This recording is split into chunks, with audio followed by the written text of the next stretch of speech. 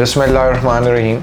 अस्सलाम वालेकुम जी। Welcome to today's podcast for Pakistan foundry association. आज के हमारे ख़ास मेहमान हैं Imtiaz Rastgar Sahab. We welcome him. Your journey जिसमें आप from a local manufacturer to a big name in the export sector, where it started from और आज इधर अल्हम्दुलिल्लाह है। जी, बहुत शुक्रिया फैज़ान साहब। मेरी पैदाइश पाकिस्तान बनने से पहले जलंधर में हुई थी, तो हम लोग जलंधर से यहाँ रावलपिंडी आए थे। यानी आपका background wasn't engineering? Certainly not. Just 3 months? ना सिर्फ इंजीनियरिंग नहीं था, हमारी फैमिली में कभी किसी ने कारोबार किया ही नहीं था। I am the first ever businessman from my family. वरना लोग काश्तकारी करते थे या मुलाजमत। CNN होता है ना, हमारा एक BNN है, बैड न्यूज़ नेटवर्क, तो वो पढ़ के डिसहार्टन हो जाते हैं और कहते हैं जी इतने तो कुछ नहीं रखे तो असी तो हम चलें कितने और बार। मैंने जो काम स्टार्ट किया, मेरे पास तो पैसे ही नहीं थे। मैंने चौक के मजदूर 4 पकड़े तो उनके साथ काम स्टार्ट, लेकिन मुझे खुद आता था, तो उसको किसी को इतना काम ये सिखाया, दूसरे को सिखाया, तीसरे को चौथे को सिखाया, तो हमने एक प्रोसेस स्टार्ट कर दिया।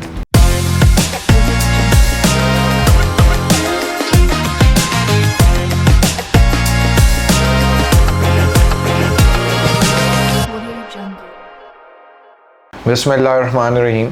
अस्सलाम वालेकुम जी। Welcome to today's podcast for Pakistan foundry association.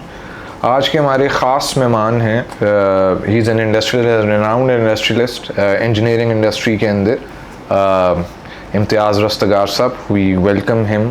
He is a decade of experience for international trade. He's a very successful businessman, and now he's helping advance Pakistan's aerospace and manufacturing sector. So we welcome जी इम्तियाज़ साहब। क्या हाल चाल है जी आपके? बहुत शुक्रिया। Most welcome जी, आपका time देने के लिए हमें।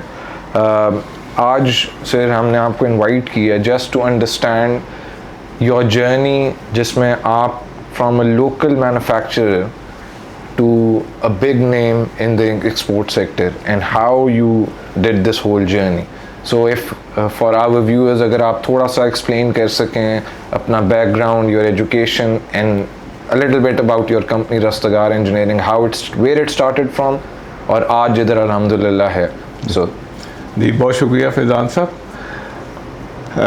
मेरी पैदाइश पाकिस्तान बनने से पहले जलंधर में हुई थी, तो हम लोग जलंधर से यहाँ रावलपिंडी आए थे, और मेरी सारी तालीम भी और सारा वो पाकिस्तान आने के बाद हुई है। और मैंने सीनियर कैम्ब्रिज, जिसे आजकल O लेवल कहते हैं, वो Pakistan air force public school Sargodha से किया था। सो फ्लाइंग वगैरह भी की उस टाइम में और किया, लेकिन वालिद साहब के मशवरे के तहत मैंने एयरफोर्स ज्वाइन नहीं की। तो उसके बाद फिर मैं हेले कॉलेज गया, और हेले कॉलेज से मैंने BCom ऑनर्स किया। तो लेकिन उस टाइम मैंने रियलाइज़ किया कि मैंने कुछ बिज़नेस करनी है, और वो भी टेक्निकल साइड की करनी है। सो वंस अगेन वाले साहब से इजाज़त ली कि CA तो मैं कर लूँगा, लेकिन मैं तो कुछ और करना था। तो उन्होंने पूछा तुमने क्या करना था? मैंने कहा जी मैंने तो फिज़िक्स पढ़नी थी, मैंने इंजीनियरिंग करनी थी, अगर मैं फ्लाइंग नहीं करनी थी तो मैंने ये करना था। क्योंकि अच्छा जो करना करें आप, कोई बात नहीं, लेकिन आपने सरकारी ठेकेदारी नहीं करनी। सो वो सबसे पहली जो थी ना कंपनी पॉलिसी ये बनी कि हमने मार्केट बेस्ड काम करना है और गवर्नमेंट कॉन्ट्रैक्टिंग नहीं करनी। तो इससे वो खेल स्टार्ट हुआ, और BCom ऑनर्स करने के बाद मैंने पहले तो एक छोटी सी फाउंड्री में भी इस छोटे से कमरे जितनी साइज में पहले काम स्टार्ट किया, लेकिन फिर मैं रियलाइज़ किया कि अगर इसको करना है तो प्रॉपरली करना। तो फिर लाहौर में एक इदारा यहाँ पे टैक है, तो ये उन दिनों बड़ा यंग इदारा था, और इसमें फाउंड्री और फाउंड्री रिलेटेड टॉपिक्स के ऊपर ट्रेनिंग थी।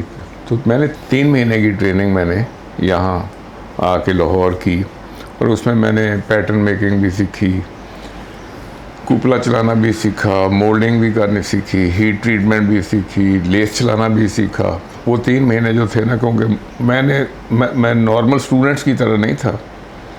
तो आप ये इमेजिन करेंगे 46 में 46 में पैदा हुआ था, तो 66 में मैंने BCom ऑनर्स किया था, और 67 की जनवरी में मैं यहाँ पे टैग में, तो I was, you can imagine 20। तो यानी आपका background wasn't engineering? Certainly not.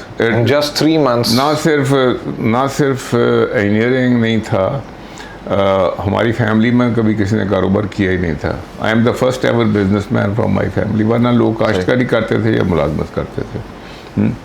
So that is the background. तो इसलिए ना कोई बहुत सी जो हार्ड एंड फास्ट रूल्स होते हैं ना कि जी कारोबारी बंदे का होगा या ये रूल नहीं चलते, नहीं अप्लाई नहीं करते। तो इस तरीके से फिर मैंने वापस जाके अपना वो फाउंड्री का काम स्टार्ट किया। तो my father was very supportive. हमारा एक छोटा सा घर था जो उन्होंने बेच के मुझे पैसे दिए काम स्टार्ट करने के लिए। तो इस तरीके से फिर हमने छोटा सा किया। लेकिन इस सारी मेरी जो जर्नी है उसमें ये था कि पहले तो मैं आपको बता दूं, मैं अपनी बीकॉम की डिग्री नहीं लेने गया। उन्होंने कॉन्वोकेशन में बुलाया था तो मैंने कहा जी आप मेरी डिग्री घर भेज दें। उन्होंने भेजी नहीं और मैं लेने नहीं गया। लेकिन जो कुछ वहाँ सीखा था वो मेरे दिमाग में बड़ा फ्रेश था, और वो जो बीकॉम का जो चीज़ें मैंने सीखी वो मेरे लिए देवर गोल्डन फॉर मी। और ऐसे जो मैंने हाई स्कूल में फिज़िक्स पढ़ी हुई थी देवर गोल्डन, तो उसके ऊपर मैं बिल्ड करता गया। और एक सवाल है कि आपकी फैमिली में कोई बिजनेसमैन नहीं था, जैसे आपने कहा इंजीनियरिंग की साइड पे आई बिलीव कोई नहीं था।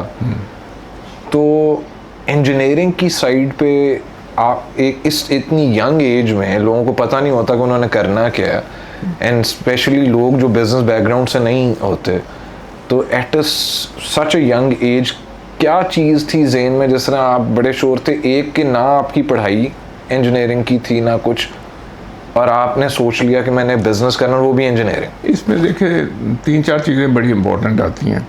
एक तो ये कि आपने पढ़ा क्या है, एक तो है ना सिलेबस पढ़ना। तो जब मैं लाहौर में हेले कॉलेज में पढ़ता था तो हमारे इर्द गिर्द 8 लाइब्रेरीज़ थी, और मैंने 8 लाइब्रेरीज़ की मेंबरशिप ली हुई थी। और उधर से मैं इंडस्ट्री भी पढ़ी, हमने इकनॉमिक्स भी पढ़ी। जो बड़े बड़े उस वक़्त के जो आइकॉन्स थे उनकी लाइफ भी पढ़ी कि उन्होंने क्या किया।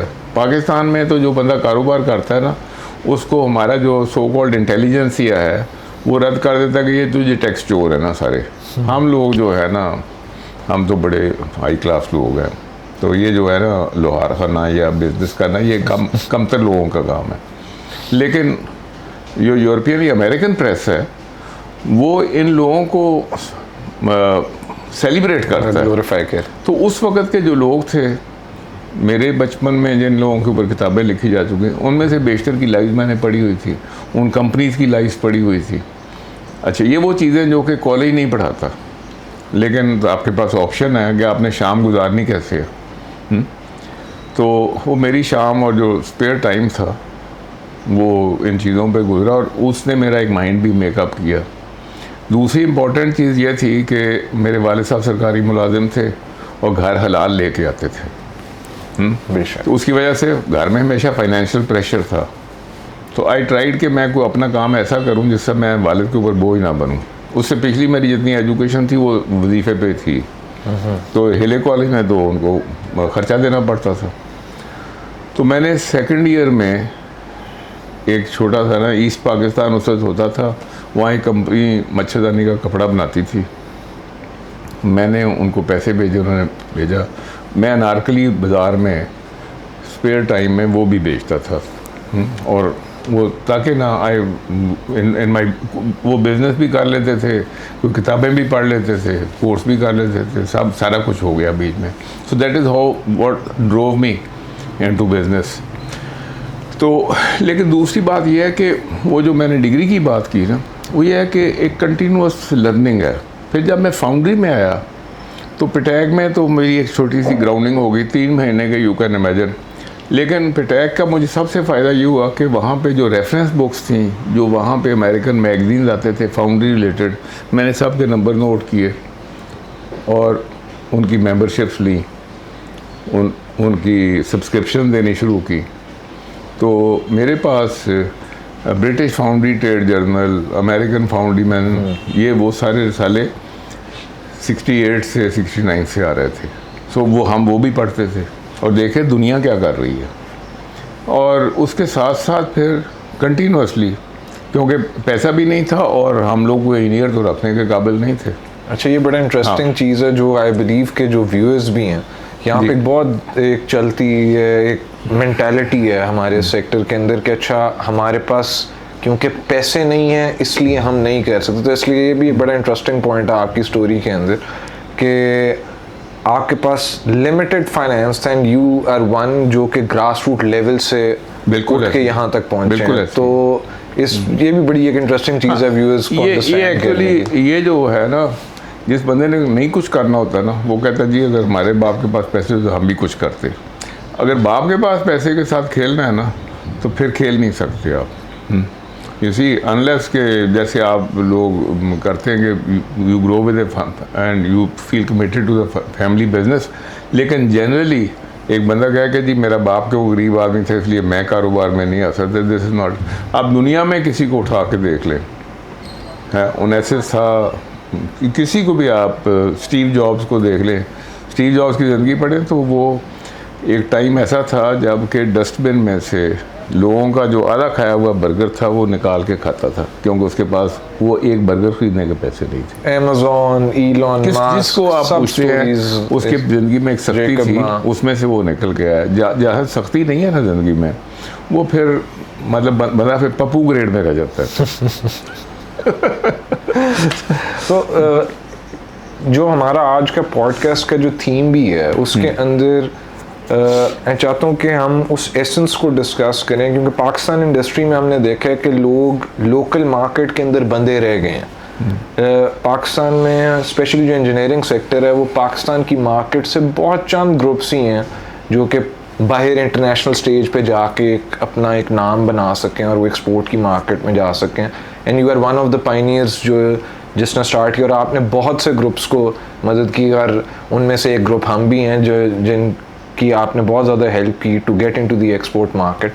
सो आई वुड रियली लाइक कि आप उस एरिया को टच करें कि जहाँ पे आपने लोकल क्या चीज़ स्टार्ट की, किस तरह आप इस साइड के ऊपर आए ऑटो इंडस्ट्री की, एंड बाकी भी लोग काम कर रहे थे तो बाकी क्यों ना जा सके, आप किस तरह बाहर चले गए, वो क्या थॉट प्रोसेस था, अगर उसके बारे में आप कुछ बता सकें। ऐसे है कि सबसे पहली चीज़ जो है ना, वंस अगेन जिसे आप बिज़नेस कहते हैं ना और जिसे आप इंडस्ट्री कहते हैं, industry is actually knowledge in action. It is either physics in action, chemistry in action. आप किसी चीज़ को देखें तो उसके पीछे एक बॉडी ऑफ नॉलेज है। तो ये आमतौर पे ना बहुत से लोग सोचते हैं कि इंडस्ट्री तो ऐसे कोई लोहारों का काम है या कैसे, but there is a body of knowledge behind it. अब उस नॉलेज को जिस लेवल तक आप रिप्लेनिश करते जाएंगे और जिस लेवल तक उसके अंदर फर्दर लेयर्स ऑफ नॉलेज लेते आएंगे तो आपका बिजनेस जो है ना उतना वैल्यू एडेड होगा। वैल्यू एडिशन जो है, value addition comes through knowledge and then application of knowledge. तो जब आप ये करते हैं ना तो फिर वो चीज़ वो आपकी जो बिज़नेस है ना, आप उसमें से मुनाफा बेहतर कमा सकते हैं, उसकी क्वालिटी बेहतर बना सकते हैं। There are many things. तो इट्स ए लाइफ लॉन्ग किस्म का एक एटीट्यूड है और उसके अंदर knowledge is still the base. अच्छा, और इंटरेस्टिंगली मुझे किसी एक दफ़ा को अमेरिकन विज़िट करने आए फैक्ट्री में, तो कहने लगे जी कि आपकी क्या प्रॉब्लम है। मैंने कहा जी मेरी तो कोई प्रॉब्लम नहीं है। वो आया था पूछने के लिए गवर्नमेंट ऑफ पाकिस्तान से क्या प्रॉब्लम है। कहा नहीं मुझे अपने, अब मैं किसी फॉरेनर को बताऊँ कि मुझे ये गवर्नमेंट से problem, I have to tell him हाँ जी ये हमारा अपना घर का काम है, मैं मामला है कि अगर प्रॉब्लम है तो मैं अपने लोगों से, मैं बाहर किसी को बताऊँ। तो उसने मुझे पूछा कि then what is your problem. तो उससे मैंने कहा कि I am myself the problem. मैं इस इदारे के ऊपर बैठा हूँ और इस इदारे में मेरे नीचे जितने लोग हैं ना वो उतना ही ग्रो करेंगे जितना मैं ग्रो करूँगा। मैं ग्रो करूँगा तो वो नीचे ग्रो करेंगे। So I the owner manager is himself the problem. अगर मैं ओनर मैनेजर होके अपने आप को मैं एजुकेट नहीं कर रहा टू द नेक्स्ट स्टेप, और next step is not only technology, next step is also marketing, next step is also attitude, next step is आप अपने साथ नीचे वर्कर्स की ट्रेनिंग क्या कर रहे हैं। मैंने जो काम स्टार्ट किया तो मेरे पास तो पैसे ही नहीं थे, मैंने चौक के मजदूर 4 पकड़े तो उनके साथ काम स्टार्ट, लेकिन मुझे खुद आता था तो उसको किसी को इतना काम ये सिखाया, दूसरे को सिखाया, तीसरे को, चौथे को सिखाया, तो हमने एक प्रोसेस स्टार्ट कर दिया। तो all my life I have been a teacher to the people who are working for me है। तो ये एक और चीज़ है कि वो जो नॉलेज है ना, you bring it down to your staff और उसको आप लेके आते हैं। तो ये वो छोटे छोटे स्टेप्स हैं जो कि आप जिसको लेके चलते हैं तो फिर काम चलता है। तो जब आप इसको ट्रांसलेट करते हैं, जो आपने मेन सवाल मुझे पूछा है, उसमें यह है कि जिस वक्त आप अपने प्रोडक्ट में नॉलेज लानी शुरू करते हैं तो you start to improve the either your delivery system और योर क्वालिटी, या फिर आपका जो प्रोडक्ट फोकस है कस्टमर के साथ उसको आप इम्प्रूव करते हैं, and then you start getting a little bit better for your product then the competition. तो वो चीज़ जो कुर्बानी मांगती है ना, वो आपके वक्त की कुर्बानी मांगती है कि फिर आपने जो बिज़नेस किया है उसके साथ थोड़ा सा अपने आप को इम्प्रूव करने के अंदर करें। मुझे जो सबसे बड़ी जो ऑब्जर्वेशन है ना मेरी, यहाँ एक पाकिस्तान इंस्टीट्यूट ऑफ मैनेजमेंट है, गवर्नमेंट ऑफ पाकिस्तान को हम कहते हैं ये खराबी वो खराबी, ministry of industries, federal ministry of industries, उन्होंने एक इदारा मेरे बचपन से कहीं बनाया हुआ, उसका नाम है पाकिस्तान इंस्टीट्यूट ऑफ मैनेजमेंट, और उन्होंने एक पिरामिड बनाई हुई है, बेस लेवल के कोर्सेज, ये courses right to the strategic level, CEOs के लिए कोर्सेज। अच्छा, मेरे पास जब फीस देने के पैसे हुए, मैंने उनका बेस लाइन का एक कोर्स किया, फिर दूसरा किया, तीसरा किया, चौथा, करते करते करते मैंने सारी वो पिरामिड की। तो every year I was spending 2 to 3 weeks on training myself. वो जो ट्रेनिंग थी then that reflected in my business है। सो और वो कोई टेक्निकल ट्रेनिंग नहीं थी, वो थी भाई टीम बिल्डिंग की क्या है, अच्छी सुपरविजन कैसे होती है, यू नो, अच्छी मैनेजमेंट कैसे, वगैरह वगैरह। तो दे वर मैनेजमेंट कोर्सेज। लेकिन उसी टाइम में मैं अफसोस से कहता हूँ कि मैंने अपने जैसा कोई बिजनेसमैन उस किसी कोर्स में नहीं देखा है। कि लोग समझते हैं कि हमारा जो मुलाजिम है ये तो पढ़ने लिखने का काम इसको करना चाहिए, हम तो वैसे ही सेठ लोग हैं, हमें क्या ज़रूरत है करने की, you know. So that is सबसे एक बड़ी जो ऑब्जर्वेशन है ना इसमें, कि जो ओनर मैनेजर है अगर वो अपने आप को खुद इम्प्रूव नहीं करता तो वो ही शुड नॉट एक्सपेक्ट कि उसके मुलाजिम उसको काम कर देंगे, you see. So that is just some of the things, ताकि ये वो सारे स्टेप्स हैं जब आप अपना प्रोडक्ट, अपनी प्रोडक्शन, अपनी मार्केटिंग उसको किसी हिसाब में लेके आते हैं। तो ये बाकी जो वर्ल्ड मार्केट है ना, ये उससे आगे की बातें हैं। सबसे पहले तो you should have your house in order. अच्छा, इसमें एक इंटरेस्टिंग चीज़ जो हम देखते हैं, जिस तरह PFA के डिफरेंट फोरम्स के ऊपर, PFA जब हमारे ये एग्जिबिशंस भी होते हैं, उसके ऊपर जो स्मॉल बिजनेसेस हैं, स्मॉल फाउंड्रीज हैं, गुजरांवाला में, सियालकोट, साहिवाल, ये पाकिस्तान में डिफरेंट सेक्टर्स के लिए प्रोडक्ट्स बना रहे हैं ऑलरेडी, और साल से बना रहे हैं। सो ऐसे फोरम्स के ऊपर रिसेंटली PFA ने एक अच्छा इनिशिएटिव उठाया, जिसके अंदर they bring in people, Razak Dawood sahab, Rizwan काजी साहब, आप जैसे जो लोग प्रोमिनेंट फिगर्स हैं, जो सक्सेसफुल फिगर्स हैं जिनको लोग देखते हैं। तो आई हर्ड कि वो जो यंग लोग हैं, जो ये छोटे बिजनेसेस के हैं, जो ग्रो करना चाहते हैं, so they ask this burning question कि जी हमें एक्सप्लेन करें कि जी अच्छा, हम लोकल इंडस्ट्री में तो काम कर रहे हैं, हमारा कोई एक्सपोजर नहीं है पाकिस्तान से बाहर की दुनिया का, तो हम कैसे बाहर की दुनिया में जा सकते हैं। तो मैं भी क्योंकि नेक्स्ट जनरेशन का पार्ट हूँ, और नेक्स्ट जनरेशन का प्रॉब्लम ये है, जो एक जनरेशनल गैप है, वो ये है कि हम ज़्यादा जाते हैं लॉजिक्स पे, फैक्ट्स पे, और जो जनरेशनल गैप क्या होता है कि जो बड़ा होता है वो कहता है जो मैं कहता है ना, तो मेरा 40 साल का एक्सपीरियंस है, मैं जो कह रहे हैं बस मान ला। तो हमारी जनरेशन का प्रॉब्लम ये है अब कि हम बड़े रिजिड हो गए, मैं मानते नहीं हैं। तो नॉर्मली जो जवाब आया कि जी अच्छा जी एक्सपोर्ट, तो कहते थे जुनून होना चाहिए, बस्ते उठाओ निकल जाओ, और वो एक दूसरे की शक्ल देख रहे होते हैं कि अच्छा जी बस्ता उठा के जाना कहाँ है। तो वो जो एक क्वेश्चन है, जो एक अनआंसर्ड क्वेश्चन है, दैट इज़ समथिंग जो ये स्मॉल बिजनेसेस अब देखते हैं इस प्लेटफॉर्म के थ्रू के हमारे पास लोग आएंगे जो ऑलरेडी कर चुके हैं, वो हमें गाइड करेंगे कि ये प्रोसेस है क्या। हम प्रोडक्ट एक बना रहे हैं जो हमारा कस्टमर लोकल खुश है उस प्रोडक्ट से। अब इस प्रोडक्ट को हम बाहर कैसे लेके जाएंगे, हमें कैसे पता चलेगा कि हमने जाना कहाँ है, इसको बेचना कैसे। तो अगर इसके ऊपर कुछ ऐसे है कि ये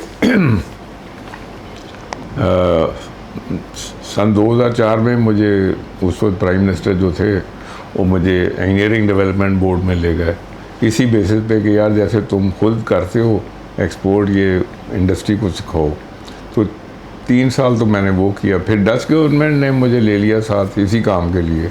फिर 10 साल मैंने डच गवर्नमेंट से यही काम किया सिखाने। अनफॉर्चुनेटली पाकिस्तान में लोग इतने कंफर्टेबल होते हैं, अपने इधर ही लोग बनाया बेचा जैसा भी किया, लेकिन असम दे आर कंफर्टेबल। और उनमें से बेशतर लोग उन्होंने बात नहीं सुनी और उन्होंने वो जो टाइम था उसका फ़ायदा नहीं उठाया। इसके बावजूद मैं समझता हूँ कि जब तक आप सारी दुनिया को नहीं देखते एज ए मार्केट, तो आपकी बिज़नेस स्टेबल नहीं हो सकती। अच्छा, अब उसको कैसे किया जाए? एक तो मैंने किताब लिखी है, stand up and be counted with a global mindset. ये दराज पे और अमेज़ॉन पे पब्लिश्ड है, तो वो व्यूअर्स जो हैं वो देख सकते हैं, दे कैन ऑर्डर फ्रॉम दराज। आइडिया बीइंग कि जो आदमी तो दुनिया को देखता है उसको तो अपॉर्चुनिटी नज़र आती है, और जो नहीं देखता तो वो कहता है जी देखे ना, हुकूमत ने ये कर दिया, हुकूमत ने वो कर दिया, यहाँ ये हो गया, वहाँ वो हो गया।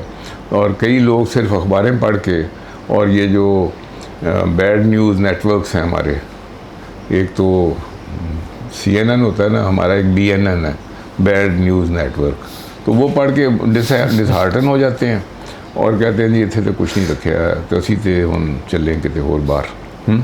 अच्छा, एक्चुअली थिंग इज़ के इन्वेस्ट इन योर सेल्फ, ये इसीलिए मैंने किताब लिखी कि छोटे छोटे स्टेप्स हैं कि जिसके साथ अपना माइंड कल्टीवेट करते हैं। तो हर पेज के आगे ना एक ब्लैंक पेज है कि आपने सफ़ा पढ़ा तो उसके आगे ना आप नोट्स लिखेंगे अब आप क्या कर सकते हैं, क्या समझ आई ये बात। दूसरी बात यह है कि आप जिस फील्ड में भी हैं तो आपको देखना है कि आपके पास आपकी एसेट्स क्या हैं। एसेट्स ये नहीं कि मैन्युफैक्चरिंग के एसेट्स क्या हैं, आपने कोई तजुर्बा हासिल किया है किसी एक ख़ास फील्ड का कोई पुर्जा बनाने में। अच्छा, फिर आप देखते हैं कि अच्छा ये जो पुर्जा है ये कहाँ कहाँ लग सकता है। अच्छा, या जो मशीन, जिस मशीन के लिए मैंने बनाया वो दुनिया में और किस मुल्क में चलती है। अगर आप ट्रैक्टर की बात करें ना, तो वर्ल्ड मार्केट में ये जो हमारे 2 ट्रैक्टर हैं ये हैं तो बड़े दकियानूसी, ये बाहर अब तो म्यूज़ियम में देखे जाते हैं, लेकिन इसके बावजूद अफ्रीका में, लैटिन अमेरिका में कई जगह पे पूरी पॉकेट्स हैं। कोई मैसी फर्गूसन की पॉकेट है और कोई फिएट ट्रैक्टर की पॉकेट है, और लैटिन अमेरिका फिएट ट्रैक्टर की बहुत बड़ी मार्केट है। अच्छा, अगर आपने कोई चीज़ डेवलप की है तो आप फिर निकलें, देखें कि फिएट ट्रैक्टर के जो पार्ट्स के जो डीलर्स हैं वो बोलीविया में कौन है, पैराग्वे में कौन है, अर्जेंटीना में कौन है, ब्राज़ील में कौन है। तो उसके लिए फिर सिस्टम्स हैं कि आप उनके एड्रेसेस इकट्ठे करें, आप उनको अपना कोई फ्लायर भेजें। सोशल मीडिया चीज़ें ये सस्ती हो गई हैं, हमारे ज़माने तो बड़ा मुश्किल काम था ये। तो इसलिए थिंग इज़ कि अगर जस्ट ये एक फिएट ट्रैक्टर का कोई पुर्जा बनाने वाले हैं तो आप निकल के देखें तो सही कि कहाँ और बिक सकता है। आप इस इंडस्ट्री को बहुत पुराना जानते हैं, ये मैंने अपने पास भी लिखा हुआ था, स्पेशली ट्रैक्टर इंडस्ट्री के वाले से। आई नो, क्योंकि मेरे ही एक दोस्त हैं जो दुबई रॉयल फैमिली के लिए इज़ वर्किंग फॉर देम, तो दे बेसिकली ब्रोकर डील्स ये जो वेस्ट अफ्रीका के साथ, तो मिलत के साथ उनका बार्टर सिस्टम है, वहाँ से पेमेंट के प्रॉब्लम्स होते हैं। सो उन्होंने ये 5000 ट्रैक्टर्स केनिया के साथ डील की। आई नो कि there are lot of tractors, 5000 delivered हैं बैक इन 22-23 के अंदर इन्होंने डिलीवर की है। तो अगर वहाँ पे 5000 ट्रैक्टर्स जा रहा है तो definitely there is an after sale market. बाकी अगर हम देखें डर्बन साइड और जोबर्ग वगैरह में भी बहुत ज़्यादा हमारी सेल है, जैसे अभी आपने बताया, और बहुत से मुल्कों में हमारे ट्रैक्टर्स बिक रहे हैं। तो आई नो सर्टन पीपल जो मैन्युफैक्चरर्स खुद नहीं हैं, बट उन्होंने क्या किया, they made export houses which I love the concept. उनका एक्सपोजर था बाहर, उन्होंने क्या किया कि दे न्यू द मार्केट, उन्होंने ये वेंडर जो लोकल मार्केट के साथ ही इंगेज थे, उनसे वो बनवाते थे order base, and he was exporting, and he just had an export house. आपको क्या लगता है ऐसी क्या वजह है कि इतने इतने पुराने बिजनेसमैन हैं, स्पेशली ट्रैक्टर इंडस्ट्री के साथ तो बहुत से वेंडर्स हैं जो बहुत बहुत पहले से काम करते हैं, ये क्यों नहीं एक्सपोर्ट में जा सके? वो क्या वजह क्या है कि हमारे लोग, वजह ये है कि पाकिस्तान से बाहर हम इस चीज़ को ना समझते नहीं है। अगर इस शहर में कोई कंफर्टेबल कोई बिजनेसमैन है ना, वो अपने बीवी बच्चों को फॉरेन ट्रिप पे लेके जाता है, लेकिन वो कभी खुद बस्ता उठा के उस ट्रेड फेयर पे इस आइडिया के साथ तैयारी करके नहीं जाता। अगर ट्रेड फेयर पे जाता है, बीवी बच्चों को ले जाता है साथ, और they treated like a family picnic. इसी बात यह है कि आप अगर if you are really pushed for it, आप जाएं किसी ट्रेड फेयर पे ऐसे पे जो पर्टिनेंट है। अब अगर आपने ट्रैक्टर के पार्ट्स बेचने हैं तो आप किसी एग्रीकल्चर रिलेटेड ट्रेड फेयर पे जाएं तो आपको वहाँ लोग मिल जाएंगे, लोग भी मिलेंगे, आप उनके पते भी लें, मिलें भी, एड्रेसेस भी लें, सिस्टम। ये तो नहीं कि वहाँ पहुँच के तो आपने एक पिकनिक गुजार के तो वापस आ गए कह दिया, उससे तो बना ही कुछ नहीं। ये रेगुलरली मैं सुनता हूँ ये बात है जी कि हाँ जी हम तो गए थे, लेकिन वो जो बिहेवियर मैंने वहाँ देखा है, मैंने तो 14-15 साल बल्कि 20-25 साल अब हो गए, मैंने वो बिहेवियर देखता हूँ। लोग यहाँ से जाते हैं तो वो तो एग्जीबिशन पे सुबह को टाइम पे पहुँचते भी नहीं है जी, और दोपहर को बात स्टार्ट करते हैं कि रात में रोटी कितने खानी है। You see, they don't work hard on this.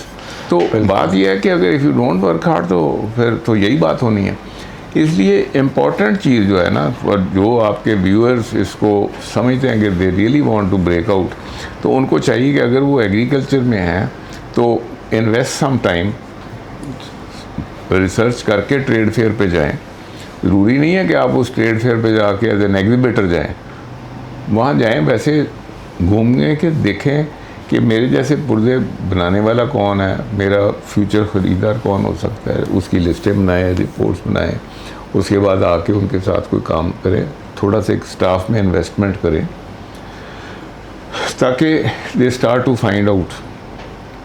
तो वैसे तो बाय द वे मैं आजकल खुद यही करता हूँ कि मेरी जो कंसल्टेंसी का मैं this is what we do, और अगर कोई ऐसी कंपनी अगर प्रॉब्लम में हो तो we can also help out with this thing. लेकिन ये है कि वो तो हाफ वे हाउस है, जो करने वाला बंदा है वो तो बेसिकली वही बिजनेसमैन है जो इसको करना चाहिए। ये चीज़ में एक चीज़, बल्कि जिस तरह आपने कहा कि अब टेक्नोलॉजी इतनी एडवांस हो चुकी है, there are so many tools अब, ऐसी बात जो कि आपको जाने से पहले जो आपकी तैयारी है, मैं सलूट करता हूँ वो पुराने लोग जिस टाइम ना गूगल मैप्स थे ना कुछ, और जो उन्होंने एफर्ट की, हम तो कभी सोच भी नहीं सकते कि हम उस लेवल के ऊपर आज जा सकते हैं। बट जो अब का जो दौर है जिसमें इतनी ज़्यादा टेक्नोलॉजी, इतनी ज़्यादा वो टूल्स आ चुके हैं, I know a lot of tools जो कि लोग यूज़ करते हैं, जहाँ से आपके पास पूरी दुनिया के कस्टम का डाटा आ जाता है। आप अपनी ही प्रोडक्ट को सर्च कर सकते हैं कि ये किधर किधर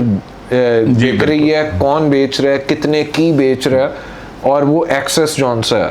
तो मेन चीज़ जो मकसद है, जो पीएफए का भी, जो पीएफए की कोशिश है करने की, वो ये है कि जो हमारे ये जो नए यंग जनरेशन अब एंटर हो चुकी है मोस्ट ऑफ द बिजनेसेस के अंदर, उनको वो जो गाइडेंस देनी है कि वो कैसे ये वाला सफ़र जॉन सा है, ये चीज़ आई स्टिल बिलीव कि this is one part that is missing. क्योंकि हर बंदा आके ये सवाल पूछता है कि जी अच्छा, हमें कोई हमारे साथ कोई डिटेल शेयर करने वाला नहीं है कि एग्जैक्टली उन्होंने क्या, इम्तियाज़ साहब के जहन में क्या चीज़ आई कि उन्होंने कहा यार अच्छा मैं ये ब्रेक डिस्क ले के ना, मैं ये बैग में डाल के तो मैं बाहर जा रहा हूँ। वो इसको फिलहाल ये इसको जापानी ज़बान में इकिगाई कहते हैं।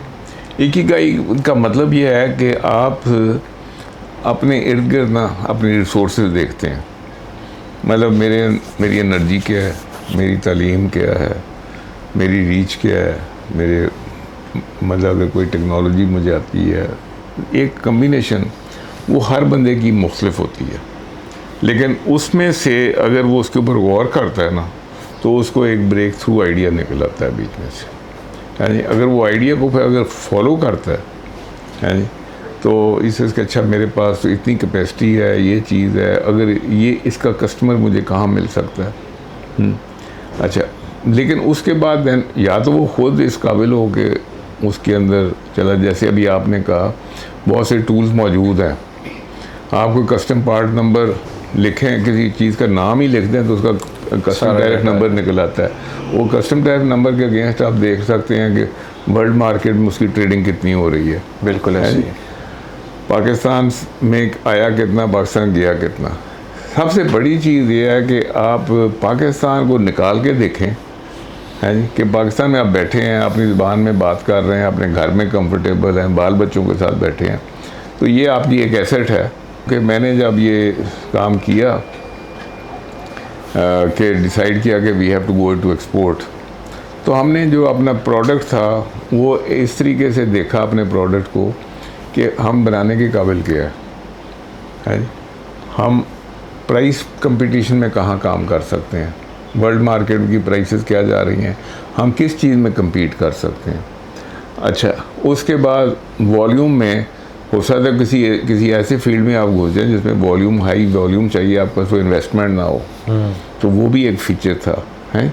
वो सारी मेरे पास मशीनरी कैसी है जिसके साथ मैं वर्ल्ड मार्केट में जा सकता हूँ, वो सारे फीचर्स थे मेरे पास। तो एक तो ये है कि फिर जिस वक्त आपने टारगेट बना लिया कि हमने ये पार्ट बनाना है और ये मार्केट में बेचना है, तो फिर हमने एक CRM में इन्वेस्टमेंट की। CRM क्या है? Customer relationship management. दुनिया का जो बेस्ट CRM है उसका नाम है salesforce.com जी। तो मैंने 2007 में उसके 3 लाइसेंस लिए। वो लोग एक भी लाइसेंस लेते वक्त ना, अच्छा क्योंकि मैं सिगरेट तो पीता नहीं है, मेरे पास बचत बड़ी हो जाती है तो पैसे बच जाते हैं, तो मैं कहीं CRM ले लेते हैं। एनी हाउ, क्योंकि नॉर्मल बंदा कहेगा वो यार इतना महंगा ले लिया, क्या किया यार, ये क्या किए। अच्छा, और that CRM was so good कि that led the foundation for my export. उसके अंदर मैंने 5000 एड्रेसेस इकट्ठे किए जो कि मेरे वाले पार्ट के आफ्टर मार्केट के डीलर्स के थे। सारा अफ्रीका, सारा एशिया, सारा यूरोप, सारा अमेरिका, 5000 रख के फिर हमने वो CRM के थ्रू अपनी मार्केटिंग की। अच्छा, और फिर एक सिस्टम है ये जिसको एक्सपोर्ट कहते हैं ना। एक्सपोर्ट, अगर आप कोई यहाँ से आपको जिबूटी से या कहीं से एक ऑर्डर आ जाए, आपने बेच दिया, कह जी असी एक्सपोर्ट कर दें, this is not export, this is only known as foreign sale. Export वो है जो कि सिस्टम आपको डिलीवर कर रहा हूँ, कि आपका जो सिस्टम है ना उसमें से लोगों की इंक्वायरियाँ आ रही हों आपको, दैट इज़ एक्सपोर्ट। अगर सिर्फ व्यूअर्स के लिए कि जो आपने 5000 कंपनीज का डाटा CRM के अंदर डाला, वो 5000 कंपनीज का डाटा आपने एक्वायर कैसे किया? एक्वायर ऐसे किया कि जो नॉर्मल आपका MBA है ना उसको गूगल भी ठीक नहीं करना आता। मैंने 5 MBA रखे बच्चे, और मुझे समझ आ गई कि ये Gmail पे तो मेल बना सकते हैं, ये दूसरा मेल अकाउंट भी नहीं बना सकते, इनको गूगल भी नहीं करना आता। मैंने उसका जो सर्च स्ट्रिंग्स थी, पहले अंग्रेज़ी में सर्च स्ट्रिंग लिखी, फिर मैंने सोचा कि फ़िनलैंड में तो ये सर्च स्ट्रिंग नहीं चलेगी, तो क्योंकि वहाँ google.fi है और वो फिनिश लैंग्वेज में है। सो फिर मैंने फिनिश लैंग्वेज का ट्रांसलेशन यूज़ करके फिर उसकी फिनिश में लिखी, फिर उसकी मैंने स्पेनिश में लिखी, फिर मैंने उसकी पोर्चुगीज़ में लिखी। तो जितनी लैंग्वेजेस को मैं कर सकता था, गूगल की सर्च स्ट्रिंग सारी लिखी, और वो बच्चा बच्ची जो अगर फिनलैंड को कर रहा है तो उसको कहा तुम ये सर्च स्ट्रिंग गूगल FI में डाल के फिर देखो कि ट्रक और हैवी एक्सल के डीलर्स के नाम के आते हैं। इसी अब ये मेरा मतलब कि ये तालीम की बात आप समझ लें कि अगर तालीम के साथ ताल्लुक़ ना हो तो ये काम ओनर मैनेजर तो नहीं कर सकता। फिर नहीं, मेरा मकसद भी ये सवाल पूछने के इसलिए ऐसा क्योंकि जो लोग सवाल पूछते हैं ना कि जी स्टार्ट कैसे, मैं आपको बताता हूँ। अच्छा, तो उसका नतीजा ये था कि हमारे पास रॉ डेटा हो गया इतना सारा। फिर हमने लिंक्डइन का जो अभी तक भी मेरे पास लिंक्डइन का फ्री अकाउंट है, क्योंकि वो दूसरा बड़ा एक्सपेंसिव है, वो 20,000 रुपये महीने का लेता है। लेकिन लिंक्डइन पे मैं आर्टिकल्स अपने पब्लिश करता हूँ, ये करता हूँ, तो मेरा स्ट्रॉन्ग क्रेडेंशियल्स हैं लिंक्डइन पे। उसके नतीजे में और जो थोड़ी सी शाम को मैंने थोड़ी सी अगर 5 मिनट 10 मिनट की रिसर्च की तो I find more people coming on that. तो वो भी लेके मैं अपने स्टाफ को दे दूँगा, अच्छा यार इसके साथ बात करो, इसके साथ बात करो। So we built up. और फिर जैसे फिर आगे एग्जीबिशन पे गए तो उसमें फिर वो जो लोग थे जिनको हमने पहले तो वैसे ही इनविटेशन पे, फिर उनसे बातें हो गई तो फिर एग्जैक्ट लोगों के नाम आ गए। फिर दूसरा डेटाबेस जो है, database is an attitude. Database किसी सॉफ्टवेयर का नाम नहीं है। इसी आज मैं आपको मिला हूँ, अगर आपका मैं नाम पता ना डालूँ अपने डेटाबेस में, है जी, तो डेटाबेस ने खुद तो नहीं फैज़ान साहब का नाम डाल देना। इसी this is a live attitude, it is a live this thing. अच्छा, ये एक चीज़ जो आपने बात की थी एग्जीबिशंस के भी हवाले से, विच इज़ अनदर पार्ट के जो हम एक्सपोर्ट में जाने की जिस टाइम बात करते हैं तो exhibitions plays a important role.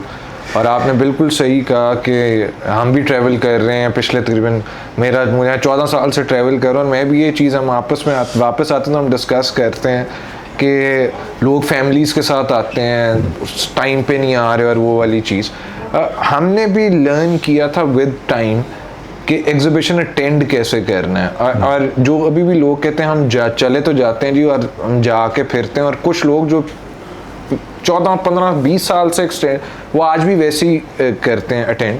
तो अब आई बिलीव कि हमने आपसे ये चीज़ें सीखेंगे कि कोई एग्जीबिशन भी अटेंड करना है तो उसकी तैयारी है। तो it takes us around 1 to 2 months before an exhibition. हमने साल के लिस्ट किए होते हैं अब एग्जीबिशंस जो हमने अटेंड करने हैं, और 2 महीने लगते हैं एक एग्जीबिशन की तैयारी करने में कि कौन कौन आ रहा है, पूरी उसकी डायरेक्टरी होती है, एक एक कंपनी को देखना कौन सी मुतल्लिका कंपनियां हैं, फिर उनको ईमेल्स लिखनी, मीटिंग्स फिक्स करनी, ताकि जब हम वहाँ हों तो हम बुक्ड हों फॉर ऑल 3-4 days। तो ये भी लोगों का ना एक बड़ा होता है कि यार अच्छा एग्जीबिशंस का फ़ायदा नहीं होता। फ़ायदा नहीं, एक्चुअली बात ये वही है, people have to invest in this.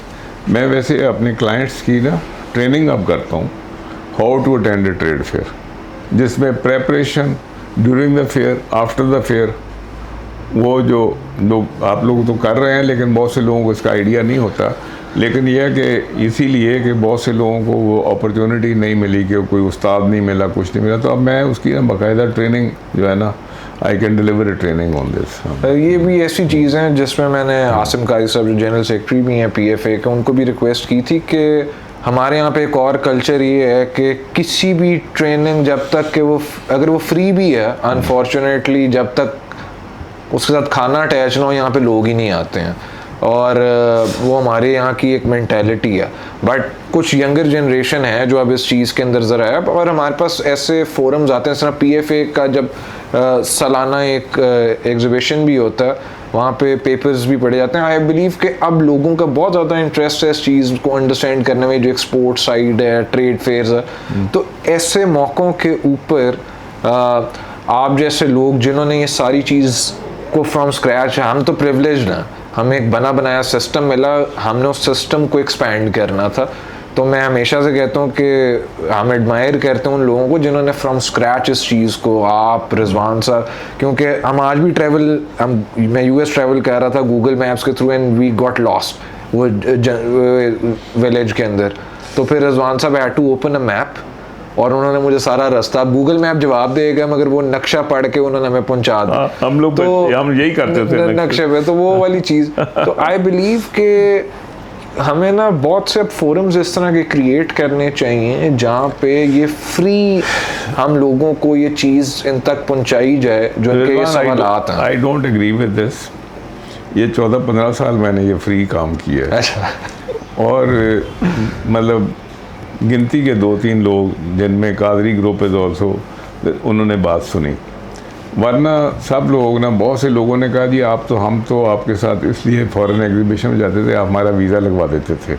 ये बड़े बड़े सीनियर लोगों ने की और मुझे बड़े अफसोस हुआ कि वीज़ा लगवाने की खातिर आपने सारा काम किया और सरकार पाकिस्तान की या डच गवर्नमेंट के पैसे भी लगवा दिए आपने, अपना भी टाइम ज़ाया किया। बात यह है कि ये अब फ्री तो नहीं हो सकता काम, लेकिन if somebody is so desirous कि उसने इस गेड़े में से निकलना है, तो he can pay and get the service.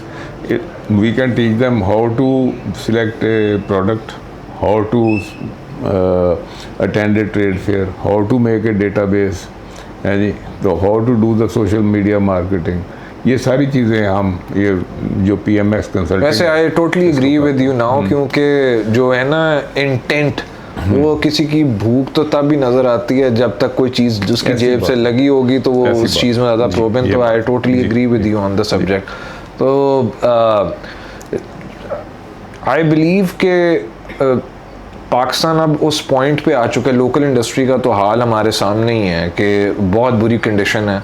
जो लोग टाइड थे लोकल इंडस्ट्री के साथ, उनकी तो इस टाइम सिचुएशन, और मैं आपकी इस बात से भी एग्री करता हूँ कि जो पॉइंट ये बार बार हम सुनते हैं कि जी गवर्नमेंट की तरफ से कुछ नहीं, आई थिंक कि we have to move past it. वो आई बिलीव जब से मेरी पैदाइश हुई है मैं तो यही सुन रहा हूँ, बड़े हम मुश्किल दौर से गुजर रहे हैं, और अभी भी मेरे ख्याल से मेरे बच्चे भी यही कह के टाइम गुजार देंगे कि हम बड़े मुश्किल दौर से गुजर रहे हैं। तो बहुत बहुत शुक्रिया जी। वैसे बिफोर वी गो मैं एक दो छोटी चीज़ें बता दूँ।